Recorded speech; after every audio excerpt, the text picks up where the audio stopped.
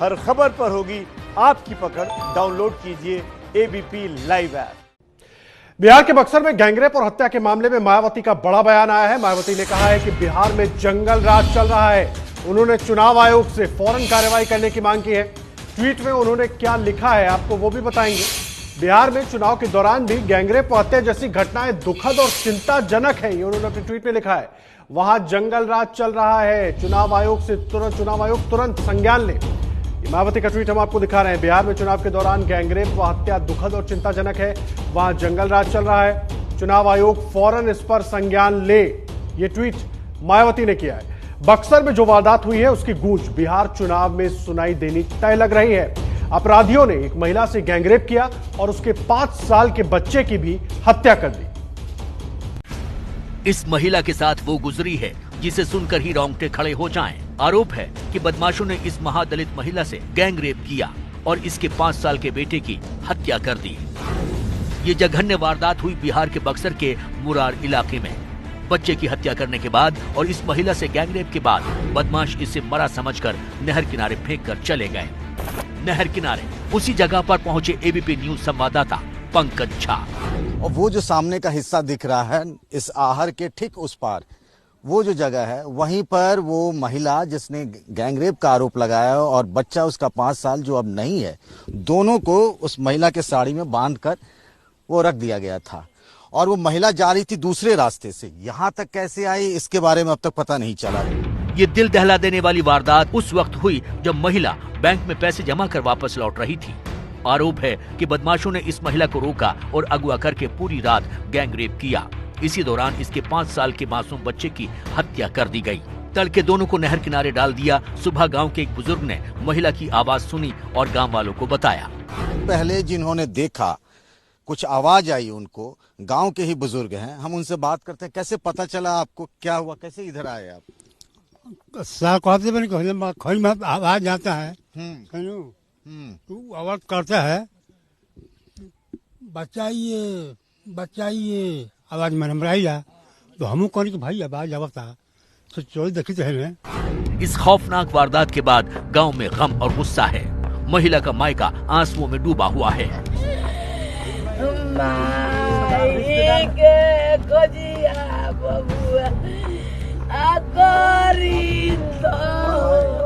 कैसे पता चला आपको?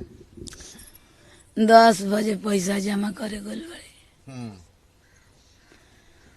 12 से 1 बजल तो खोजाए लगली तो ना पता चला। दलित महिला जो आरोपी हैं, 5 अज्ञात लोग और 2 नामजद लोगों के खिलाफ मुकदमा दर्ज हुआ है। एक के बारे में कहा जा रहा है कि वो गिरफ्तार हो गई है, लेकिन इसके मायने बहुत हैं। इसके मायने ये भी हैं कि दलित महिला है वो जिसने गैंगरेप का आरोप लगाया है, और ये बात निकली है तो बात बहुत दूर तक जा सकती है, चूंकि बिहार में चुनाव है। गैंगरेप और बच्चे की हत्या, इन दोनों बर्बर वारदातों से पीड़िता बुरी तरह टूट चुकी है। उसकी हालत नाजुक बनी हुई है, उसे बक्सर रेफर किया गया है। 15 साल के बाद भी नीतीश कुमार लालू यादव के जंगल राज की याद दिलाते हैं, लेकिन इस चुनाव में जहां वो 7 निश्चय और सुशासन के नाम पर वोट मांग रहे हैं, ऐसे में एक दलित महिला के साथ गैंगरेप और सबसे बड़ी बात उसके 5 साल के बेटे की हत्या ने बिहार की राजनीति में एक नई बहस को जन्म दे दिया है। संजय के साथ पंकज झा, एबीपी न्यूज, बक्सर। बक्सर की घटना पर सत्तारूढ़ जेडीयू विरोधियों के हमलों का सामना कर रही है। जेडीयू ने इस मामले में सफाई दी है। जेडीयू प्रवक्ता राजीव रंजन से बात की है एबीपी न्यूज संवाददाता निवेदिता शांडिल्य ने। हमारी सरकार परिणाम देने के लिए वचनबद्ध है और जिन्होंने भी अपराध किया है वो सजा के, दंड के भागी हों और कठोरतम सजा मिले, ये पहले सुनिश्चित करना हमारा काम है। और निसंदेह जो भी प्रभारी मंत्री होंगे, अधिकारी होंगे, जैसी आवश्यकता होगी वो सब मिलकर इस पूरे प्रकरण में जो जिम्मेवारी है उसका निर्वहन करेंगे। पंकज झा हमारे साथ इस वक्त हमारे साथ वरिष्ठ सहयोगी जुड़ गए, सीधा उनका रुख करेंगे। पंकज, मुझे एक बात बताइए, श्याम रजक के जाने के बाद दलित चेहरे की तलाश में मांझी को नीतीश कुमार अपनी पार्टी में ले आते हैं और उसके बाद एक दलित के साथ इतनी बड़ी घटना हो जाती है। सवाल दोनों चीजों से जुड़ा है, चुनाव से भी और सुरक्षा व्यवस्था से भी। कितना बड़ा सवाल है ये? बहुत बड़ा सवाल है और कुछ देर पहले इलाके के एसपी नीरज कुमार घटनास्थल पर आए थे और इसमें एक और जो बात है वो ये कि जिस तरीके से महिला को अपहरण किया गया, बंधक बनाया गया, उसने ये आरोप लगाया कि उसे कई घंटों तक गाड़ी में ले जाकर घुमाते रह गया, उसके साथ गैंगरेप हुआ और किसी को भनक तक नहीं लगी, पुलिस और वहां की सरकारी मशीनरी को पता तक भी नहीं चला।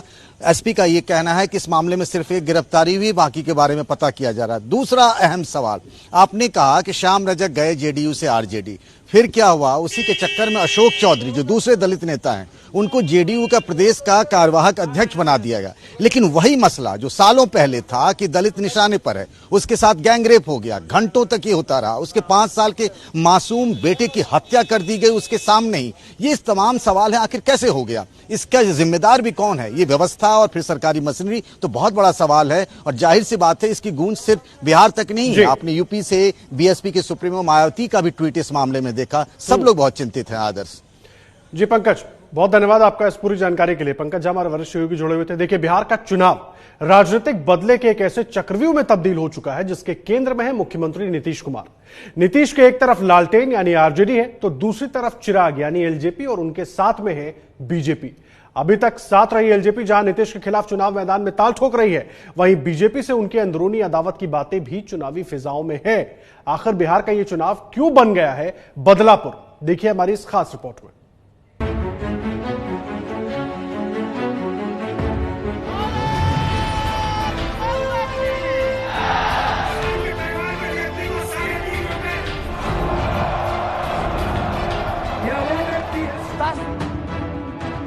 मेरा सवाल है कि बिहार कब तक पिछड़ा रहेगा?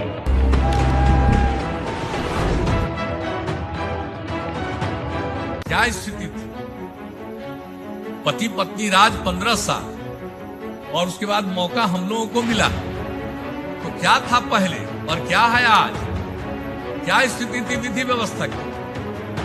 क्या लोग बोलते हैं आजकल तो पता नहीं, इस ट्रीटमेंट देना और छप भी जाता है, कमाल है। सब लोगों को मालूम नहीं क्या था सामूहिक क्या हो रहा था, नरसंहार किस किस तरह की घटना हो रही थी। बिहार के मौजूदा चुनाव में एनडीए गठबंधन को जहां नीतीश और मोदी की जुगलबंदी से आस है, वहीं आरजेडी का महागठबंधन सत्ता विरोधी लहर पर सवार है।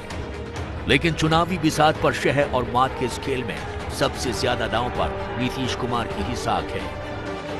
हम लोग कोई परिवारवाद वाले नहीं हैं। हमारे लिए पूरे बिहार के लोग मेरे परिवार के अंग हैं, मेरे परिवार के सदस्य हैं। महादलितों के मसीहा जिंदाबाद। बिहार की चुनावी बिसात पर मुख्यमंत्री नीतीश कुमार कई बार यू टर्न मारकर अपने विरोधियों को मात दे चुके हैं। प्रधानमंत्री नरेंद्र मोदी को भी कभी अपना राजनीतिक प्रतिद्वंद्वी मानने वाले नीतीश एक बार फिर कमर कसकर चुनाव के लिए तैयार हैं। लेकिन इस बार चुनावी मैदान में पीएम मोदी उनके साथ हैं। कि बिहार की जनता एनडीए को बहुमत दिलाएगी। कहते हैं राजनीति में ना कोई स्थायी दोस्त होता है और ना ही कोई दुश्मन। बिहार के पिछले चुनाव में बीजेपी और पीएम मोदी ने नीतीश के डीएनए पर सवाल उठाया था, लेकिन अब मौजूदा चुनाव में एनडीए से अलग हुए चिराग पासवान नीतीश पर सवाल उठा रहे हैं। आपने ऐसा क्या किया कि युवाओं का पलायन हमारे प्रदेश से रुके? मैंने करीबी रूप से देखा कि किस तरीके से दूसरे प्रदेश में हम बिहारियों को अपमानित किया जाता है। मेरी लड़ाई और कोई नहीं है, अगड़ा पिछड़ा दलित ब्राह्मण किसी से नहीं है मेरी लड़ाई सिर्फ गरीबों के लिए।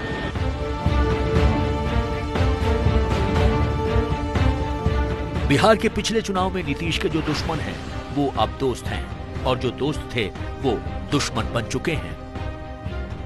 जाहिर है बिहार का ये चुनाव अब बदलापुर बन चुका है।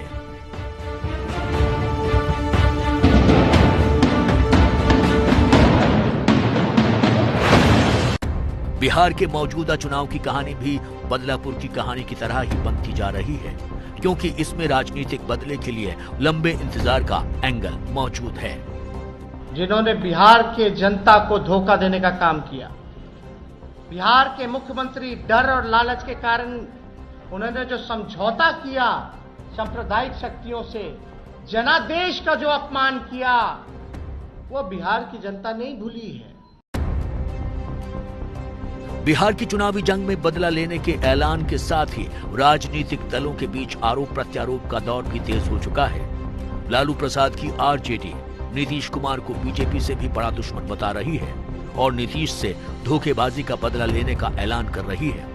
वहीं एनडीए से अलग होकर पीएम मोदी के नाम पर मैदान में उतरी एलजेपी के निशाने पर भी नीतीश कुमार ही हैं। जेडीयू के खिलाफ एलजेपी के उम्मीदवारों को मैदान में उतारकर चिराग पासवान भी नीतीश से पुराना हिसाब चुकाने की फिराक में है। चिराग पासवान न सिर्फ जेडीयू के खिलाफ अपने उम्मीदवार उतार रहे हैं, बल्कि बीजेपी के उन नेताओं को टिकट भी दे रहे हैं जिनका सीट के जेडीयू के खाते में जाने से पत्ता कट गया है। साफ है, अगर चिराग का दांव चला तो इसका सबसे बड़ा फायदा बीजेपी को होगा और इस तरह बीजेपी भी नीतीश से 2013 का हिसाब चुका सकेगी, जब उन्होंने पीएम मोदी की उम्मीदवारी का विरोध करते हुए एनडीए से नाता तोड़ लिया था। जाहिर है, बदले के इस चक्रव्यूह में घिरे नीतीश को भी इसका एहसास होगा, लेकिन फिलहाल उन्होंने आरजेडी पर ही तान रखी है अपनी तलवार।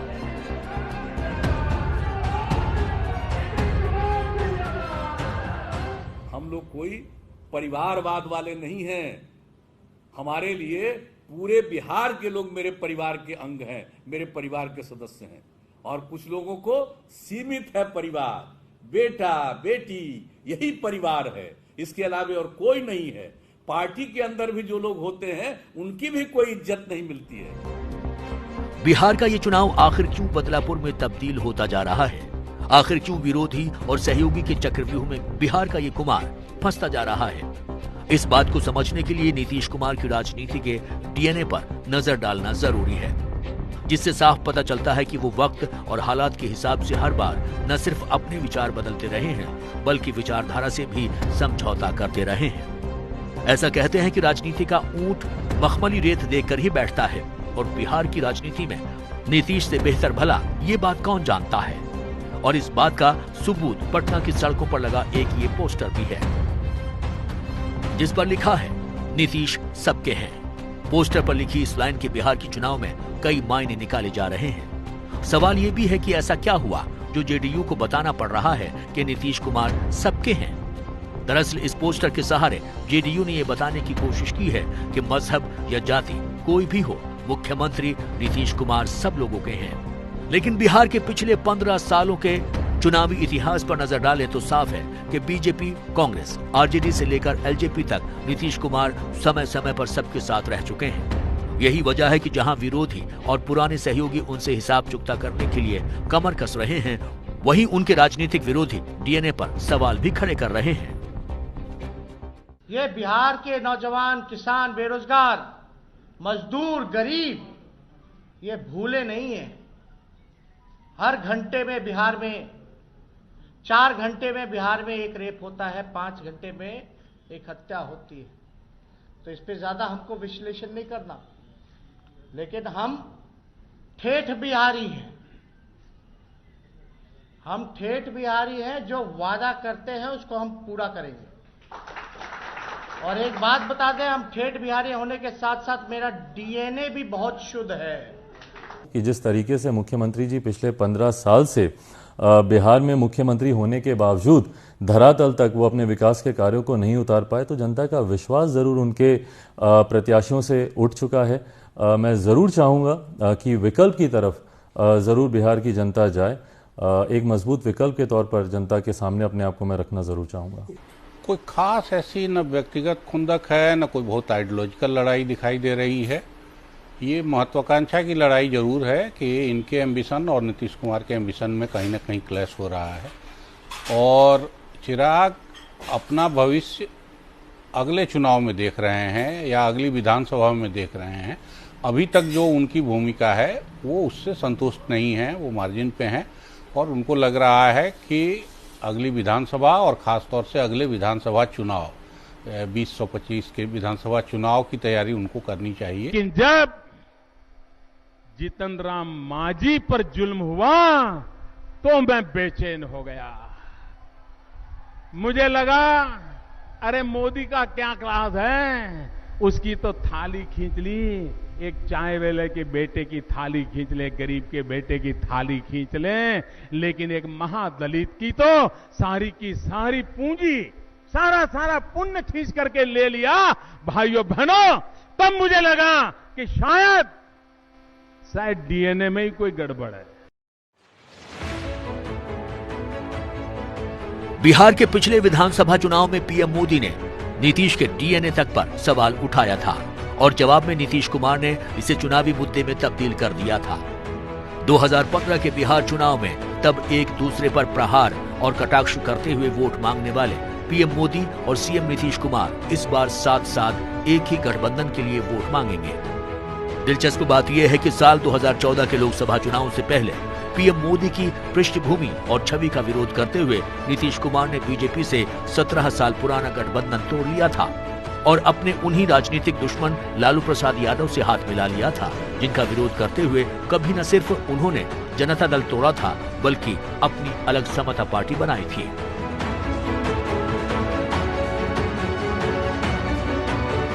समता पार्टी के रास्ते बीजेपी से दोस्ती करके बाद में नीतीश कुमार ने बिहार में अपनी सरकार भी बनाई, लेकिन 2015 में नीतीश ने पाला बदला और लालू की आरजेडी से गठबंधन करके फिर मुख्यमंत्री बन गए। तब ऐसा लगा था कि अपने आपसी मतभेदों से उबरकर अब ज्यादातर जनता दल परिवार कम से कम बिहार में एक हो ही जाएगा, लेकिन राजनीति ऐसी सीधी चाल भला कहां चलती है।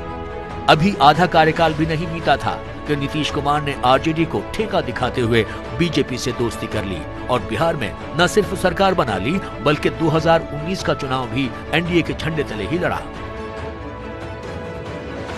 जाहिर है कभी पीएम मोदी के साथ पोस्टर पर अपनी तस्वीर देकर भड़क उठने वाले नीतीश कुमार आज उन्हीं के नाम पर वोट मांगते नजर आ रहे हैं। चुनावी बिसात पर जिन दलों और नेताओं को नीतीश कुमार ने मोहरा बनाकर कभी इस्तेमाल किया, अब यही नेता और दल मौजूदा चुनाव में उन्हें ललकार रहे हैं। कि लोक जनशक्ति पार्टी जिसके साथ जाती है सत्ता उसकी आती है। हम लोगों ने कभी भी पोस्ट पोल अलायंस नहीं किया, हम लोगों ने हमेशा प्री पोल अलायंस किया है। 2000 में पार्टी बनी थी तब से लेके अभी तक आप देख लें कभी भी पोस्ट पोल, उसकी सरकार बन जाएगी इसलिए हम समर्थन कर दें, कभी नहीं। जिसके साथ हम लोग प्री पोल रहे हैं और आज की भी तारीख में प्री पोल हम लोग का क्लियर है। पार्टी की तरफ से जो प्रेस विज्ञप्ति कल संसदीय बोर्ड की बैठक के बाद गई उसमें भी हम लोगों ने स्पष्ट रूप से लिखा है कि ये हर एक प्रत्याशी लोक जनशक्ति पार्टी का जो विधायक बनेगा, जो चुनाव जीतेगा, वो प्रदेश में भी नरेंद्र मोदी जी की सरकार, भारतीय जनता पार्टी की सरकार बनाने के लिए अपना समर्थन देगा। बिहार के अंदर एनडीए में वही रहेगा जो नीतीश जी को बिहार एनडीए का नेता स्वीकार करेगा और इस चुनाव में भारतीय जनता पार्टी ने नीतीश कुमार जी को मुख्यमंत्री का उम्मीदवार घोषित किया है। कल सरकार निश्चित बनेगी तो मुख्यमंत्री भी नीतीश कुमार होंगे। बिहार चुनाव में मुख्यमंत्री नीतीश कुमार के एक तरफ आरजेडी की लालटेन है तो वहीं दूसरी तरफ लोक जनशक्ति पार्टी के चिराग पासवान भी नीतीश के खिलाफ तलवार भांज रहे हैं। दरअसल सीट बंटवारे को लेकर जेडीयू से नाराज एलजेपी ने एनडीए से अलग होकर अपने दम पर चुनाव लड़ने का फैसला किया है। चुनाव से ठीक पहले एलजेपी की इस पार्टी ने बिहार में चुनाव की तस्वीर बदल कर रख दी है।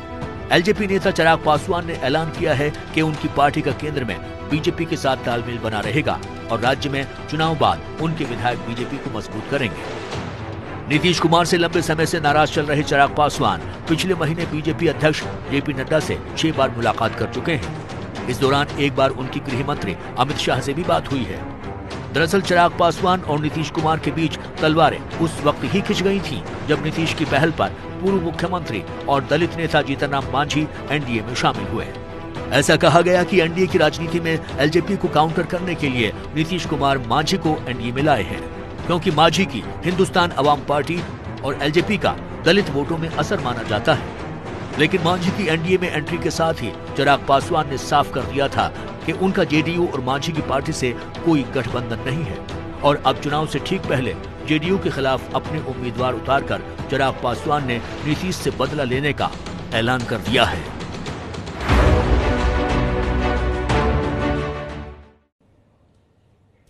अगर बिहार में बीजेपी और जेडीयू गठबंधन को बहुमत नहीं मिला तो क्या होगा? क्या जेडीयू को दरकिनार कर बीजेपी और एलजेपी साथ आ सकते हैं? क्या एनडीए से जेडीयू को बाहर जाना पड़ सकता है? ये कुछ ऐसे सवाल हैं जो नीतीश कुमार के मन में भी चल रहे होंगे। ऐसे में नीतीश का प्लान बी क्या होगा? क्या नए समीकरण बन सकते हैं? यही जानने की एबीपी न्यूज ने कोशिश की है।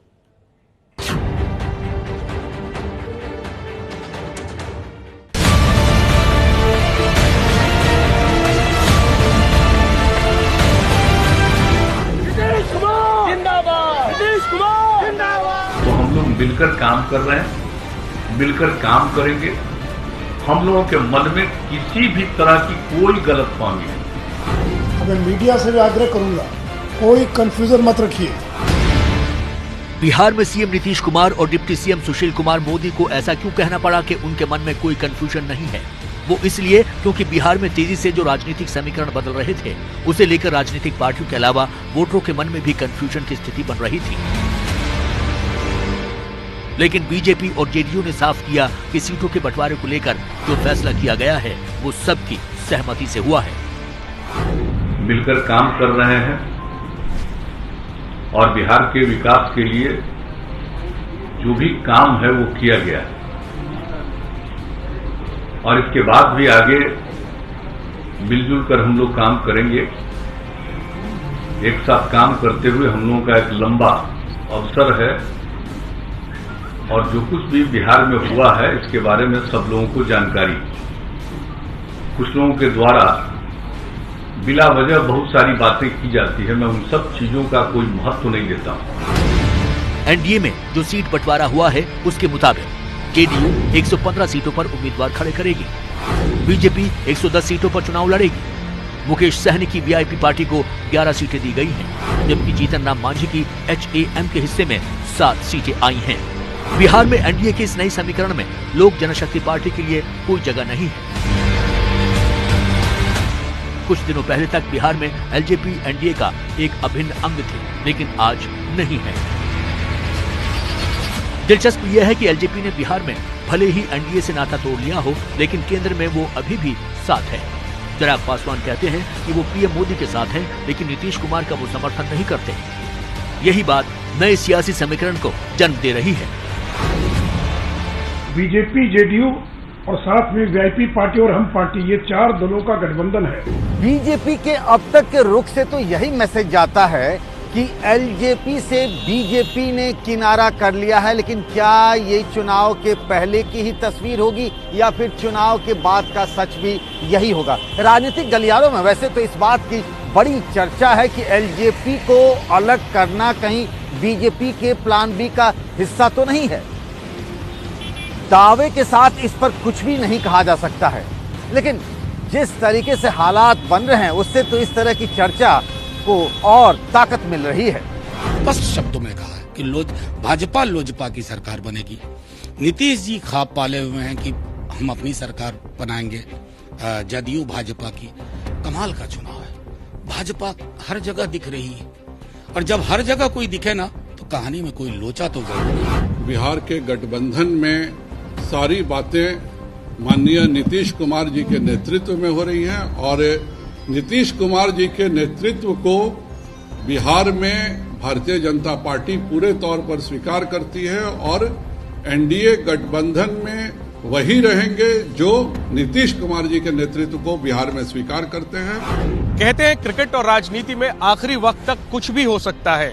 बिहार के तमाम राजनीतिक गलियारों में ये चर्चा आम है कि इस बार बीजेपी ने नीतीश कुमार को राजनीतिक तौर पर ठिकाने लगाने के लिए अपने सारे दांव चल दिए हैं।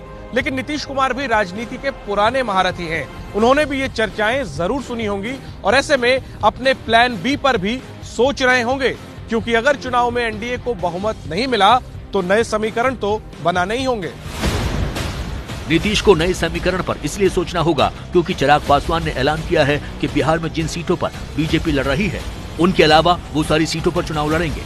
बिहार में कुल 243 सीटें हैं, बीजेपी खुद 110 सीटों पर लड़ रही है, यानी कि चिराग पासवान 133 सीटों पर चुनाव लड़ सकते हैं। जहां तक बात पहले चरण की है तो पहले चरण में 71 सीटों पर चुनाव होने हैं। चिराग ने 42 सीटों पर उम्मीदवार उतारे हैं, इनमें से एक भी उम्मीदवार बीजेपी के खिलाफ नहीं है। चिराग ने सभी उम्मीदवार नीतीश, मांझी और वीआईपी के खिलाफ उतारे हैं। माननीय मुख्यमंत्री जब जब पिछले 15 साल का उदाहरण देते हैं अपने 15 साल के कार्यों को ऊंचा दिखाने के लिए, मेरे लिए चिंता का विषय ये रहा है। आप किसी की लकीर को छोटा दिखाकर अपनी लकीर को बड़ा ना करें, बल्कि अपनी लकीर को इतना बड़ा करें कि भविष्य में वो उदाहरण बने जो मुख्यमंत्री नहीं दे पाए। आपको याद होगा कि 2015 के चुनाव में बीजेपी और जेडीयू अलग अलग चुनाव लड़े थे, क्योंकि नरेंद्र मोदी को पीएम पद का उम्मीदवार बनाए जाने के चलते नीतीश कुमार ने बीजेपी से रिश्ता तोड़ लिया था। हालांकि एलजेपी बीजेपी के साथ थी।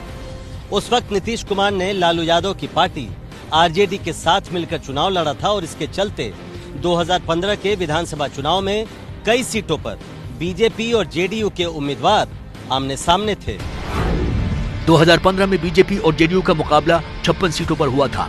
इन 56 सीटों में से जेडीयू 30 सीटें जीती थी, जबकि 25 सीटों पर तब भी बीजेपी को जीत मिली थी।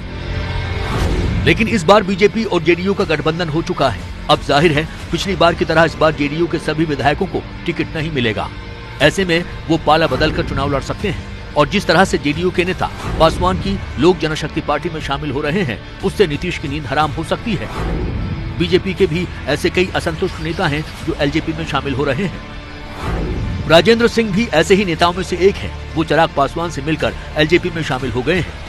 ये वही राजेंद्र सिंह हैं जिनके नाम की चर्चा 2015 में बीजेपी की ओर से मुख्यमंत्री के लिए भी हो रही थी। भाजपा और जनता दल यूनाइटेड के ज्यादातर बागी विधायक जदयू के खिलाफ चुनाव में उतरेंगे, क्योंकि लोजपा ने पहले ही ऐलान कर दिया है कि वो भाजपा के खिलाफ अपने उम्मीदवार नहीं उतारेगी। तो ऐसे में अगर लोजपा के उम्मीदवार चुनाव नहीं जीतते हैं तो भी वो जदयू का वोट जरूर काटेंगे, जिसका फायदा महागठबंधन और दूसरे दलों को हो सकता है।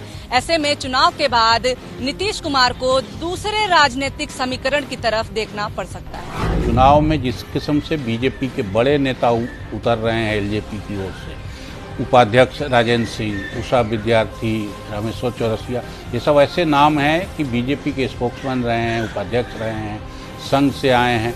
तो इन लोगों के पाला बदलने के बाद निश्चित रूप से काफ़ी खटास होगी जेडीयू में। तो संभव है कि फ्री फॉर ऑल हो जाए चुनाव। नीतीश कुमार को लालू यादव के साथ जाने से कोई गुरेज नहीं है। ये बात उन्होंने 2015 में साबित कर दी है। 2015 के चुनाव में जेडीयू ने आरजेडी के साथ मिलकर चुनाव लड़ा था। देश में मोदी लहर के बावजूद दोनों ने बिहार में एनडीए को पटखनी दे दी थी। 2015 में नीतीश और लालू के महागठबंधन को 178 सीटें मिली थी, जबकि एनडीए सिर्फ 58 सीटों पर सिमट गई थी। अन्य को सिर्फ 7 सीटें मिली थी। अगर गुस्सा ज्यादा हुआ तो वो आरजेडी की तरफ जा सकते हैं, किसी तीसरे का नाम आ सकता है, हो सकता है तेजस्वी को सपोर्ट। इस किस्म की चीजें, जिस किस्म की पॉलिटिक्स चल रही है उसमें ये दूध की कौड़ी लग रही हो, लेकिन उसमें ये सब चीजें भी हो सकती हैं। देखिए, अगर एनडीए को बहुमत न मिला तो निश्चित रूप से ये पॉसिबिलिटी को एक्सप्लोर करेंगे नीतीश कुमार की सरकार बनने की और क्या संभावना हो सकती है, जहां मुख्यमंत्री का पद नेगोशिएबल न हो। वो ऐसे किसी गठबंधन में नहीं जाना चाहेंगे जहां वो मुख्यमंत्री ना हो। तो इसलिए आरजेडी के साथ जाने की संभावना मुझे कम लगती है। ये निर्भर करेगा कांग्रेस की कितनी सीटें आती हैं। अगर 80 से ज्यादा सीटें जेडीयू जीतने में कामयाब हो जाती है तो ऐसे में बदले हालात में दूसरी पार्टियों के साथ सरकार बनाने की संभावना टटोल सकती है। इसमें प्रमुख कांग्रेस है, जिसने पिछले विधानसभा में 27 सीटें अपने नाम की थी। नीतीश कुमार कांग्रेस पर भी नजरें गड़ाए बैठे हैं। इसका एक सबूत है अशोक चौधरी का जेडीयू में आना। अशोक चौधरी एक दलित नेता हैं और बिहार में कांग्रेस के अध्यक्ष रहे हैं। चुनाव से नीतीश ने उन्हें अपनी पार्टी में शामिल कर कार्यकारी प्रदेश अध्यक्ष तक बना दिया। साफ है कि वो कांग्रेस नेताओं के संपर्क में हैं।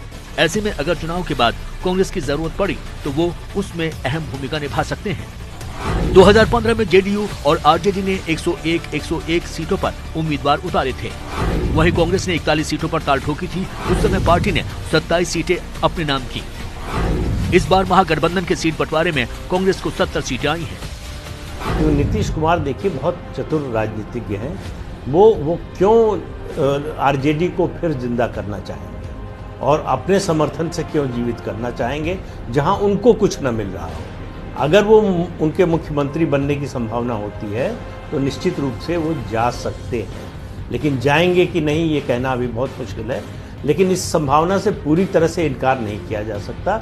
लेकिन बाहर से महागठबंधन को नीतीश कुमार समर्थन देंगे या बिना मुख्यमंत्री बने जो है सरकार में शामिल होंगे, इसकी संभावना मुझे बहुत कम लगती है। अगर चुनाव के बाद ऐसी स्थिति आती है कि किसी भी गठबंधन को बहुमत ना मिले तो क्या होगा? क्या ऐसी स्थिति में नीतीश कुमार खुद सीएम ना बनकर बाहर से महागठबंधन को समर्थन दे सकते हैं? क्या ऐसी स्थिति में नीतीश कुमार अपनी पार्टी के किसी नेता के लिए डिप्टी सीएम का पद मांग सकते हैं? ये ऐसी संभावनाएं हैं जिसे पूरी तरह से कोई भी खारिज नहीं कर रहा है। इस बार बिहार चुनाव में एनडीए और महागठबंधन के अलावा भी कई चुनावी खिलाड़ी मैदान में हैं। भले कोई भी चुनाव जीतने की कुव्वत न रखता हो, लेकिन वोट काटने की जरूर रखता है। ऐसे में नीतीश कुमार जैसे मचे हुए राजनीतिक खिलाड़ी प्लान बी के बारे में न सोच रहे हों, ये मुश्किल लगता है।